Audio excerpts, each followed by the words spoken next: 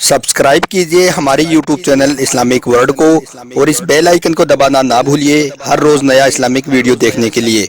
शुक्रिया दोस्तों, आज के इस वीडियो में हम बात करने वाले हैं यहूदी धर्म के बारे में और आपको यहूदी धर्म के लोगों की कुछ ऐसी बातें बताने वाले हैं जिसके बारे में जानकर दुनिया के तमाम मुसलमान हैरान और परेशान हो जाएंगे और कुछ सोचने पर मजबूर हो जाएंगे।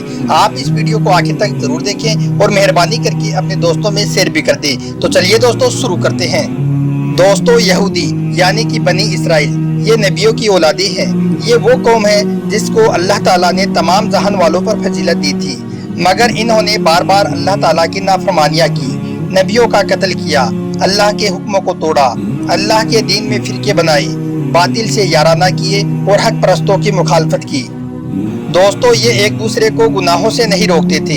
इनके उलमा और दीनदार लोग भी इन्हें बुराइयों से नहीं रोकते थे, बल्कि इनकी बुराइयों में शरीक हो जाते थे, हक को छुपाते थे, अल्लाह ताला के हलाल को हराम और हराम को हलाल करते थे, जिसके सबब अल्लाह ताला ने उन सब पर जिल्लतों और बुज़दिली को थोप दिया। फिर अल्लाह ताला ने उन पर तरह तरह के अजाब नाजिल किए, दूसरी कौमों से उनका कत्ले आम करवाया और उनको टुकड़ों टुकड़ों में बांट दिया।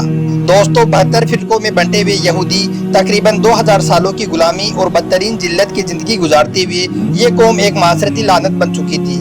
हर कोई उनसे नफरत करता, उन्हें अपने शहरों से दरबदर करता। मुल्कों बिखरी ये जलील व रुस्वा कौम 1896 में एक जगह पर इकट्ठा हुई। फिर इन्होंने इस तस्वुर के मुताबिक आगे बढ़ने का इरादा किया जो उनकी मजहबी किताबों में दर्ज था। तुम्हारा मसीहा आएगा और तुम यरूशलेम से पूरी दुनिया पर हुकूमत करोगे।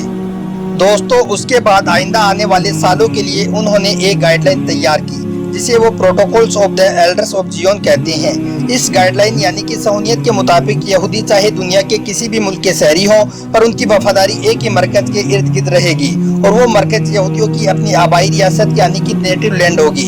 इस नजरिए की बुनियाद पर दुनिया के तमाम यहूदी यूनाइट होने लगे।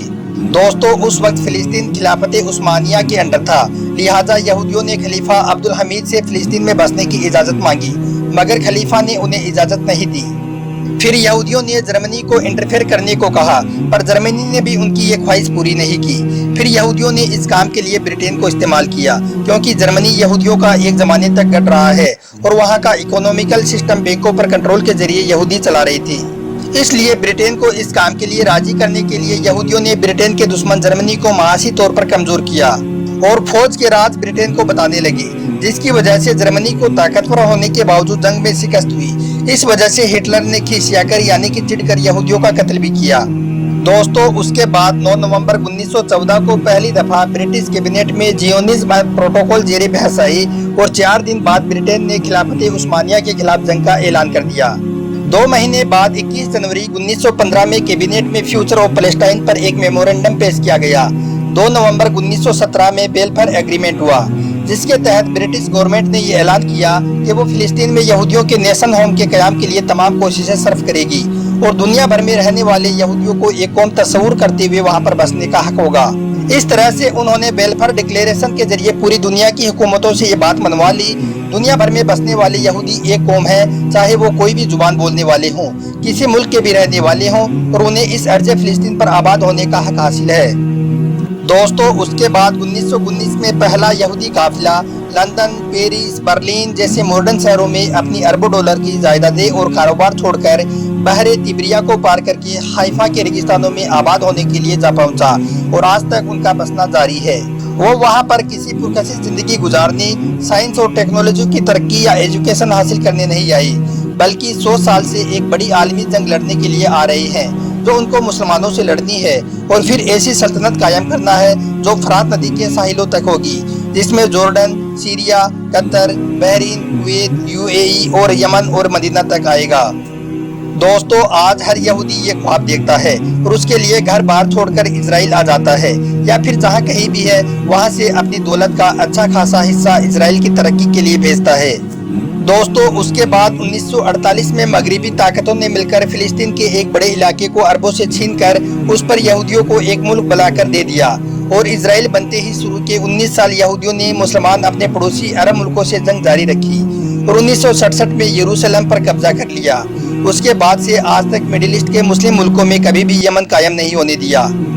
दोस्तों, यहूदियों को उरूज हासिल होना तब से शुरू हुआ है جب سے انہوں نے یہ فیصلہ کیا کہ ہم ایک خدا، ایک تورات و ایک شریعت کے بنیاد پر ایک قوم ہے، ہم میں سے کوئی جرمن میں رہتا ہو یا امریکہ میں ہو، نائجیریا میں رہتا ہو یا پھر فلسطین میں، ہم سب ایک قوم ہے، اسے اس بات پر کامل ایمان اور یقین رکھنا چاہیے کہ اسے ایک دن اس ارض مقدس یروشلم لوٹتا ہے جہاں پر اس کا مسیحا آئے گا، اور وہ ان کے لیے حضرت داؤد علیہ السلام اور حضرت سلیمان علیہ السلام کی طرح ایک عالمی حکومت قائم کرے گا۔ دوستو، آج وہ اس بات کی بھی تیاری کر رہے ہیں کہ انہیں مسلمانوں کے ساتھ ایک بہت ہی بڑی عالمی جنگ لڑنی ہے۔ یہ تصور تب سے ان کے دل و دماغ میں داخل ہوا ہے اور بحیثیت قوم اس پر یقین کرتے ہوئے عمل کرنا بھی شروع کر دیا ہے۔ اس کے بعد ان کی ترقی کی منزلیں طے کرنے کی رفتار ناقابل یقین حد تک تیز ہو گئی ہے۔ اس طرح عالمی صہیونیت تنظیم کی طاقت اور یونٹی کا آپ اندازہ کر سکتے ہیں۔ اس طرح ایک نظریے نے ہزاروں سال در بدر رہنے والے یہودیوں کو اپنا آبائی وطن لوٹا دیا۔ پر کیا یہ دنیا کا پہلا اتحاد کا نظریہ تھا جو کامیاب ہوا؟ دوستو، ہرگز نہیں۔ سب سے پہلے یہ نظریہ ہمارے نبی کریم صلی اللہ تعالی علیہ وسلم کی ریاست مدینہ کی بنیاد رکھتے ہوئے پیش کیا۔ تمام مسلمان آپس میں بھائی بھائی ہیں اور اسلام کی بنیاد پر وہ ایک قوم ہے۔ اور پھر دنیا نے دیکھا کہ اس نظریے نے اس وقت کی سپر پاور کیسر و کسرا کو شکست دی، اور رسول اللہ صلی اللہ تعالی علیہ وسلم نے آخری خطبے میں بھی فرمایا، کسی عربی کو اعظمی پر، کسی گورے کو کالے پر کوئی فضیلت نہیں۔ دوستو، اب اللہ تعالیٰ کا حکم بھی جان لیں۔ اللہ تعالیٰ قرآن میں فرماتا ہے، سب مل کر اللہ کی رسی کو مضبوطی سے تھام لو اور فرقوں میں بٹ بنٹو۔ ایک جگہ اللہ تعالیٰ قرآن میں فرماتا ہے، تمہارے درمیان جس معاملے میں بھی اختلاف ہو اس کا فیصلہ کرنا اللہ کا کام ہے۔ اور دوستو، پھر دنیا نے اس نظریے کو آپسی اتحاد کی طاقت کا نتیجہ دنیا کے ہر کونے تک اسلام پہنچانے کی صورت میں دیکھا۔ نظریہ اتحاد امت دنیا کا کامیاب ترین نظریہ ہے۔ اس لیے اب بھی آپ سمجھ جائیے، کیونکہ دشمنان اسلام جانتی ہیں کہ جب تک ہم بکھرے رہیں گے تب تک ہم ویسے ہی ذلیل ہوتے رہیں گے جس طرح سے ہزاروں سال تک یہودی رہے تھے۔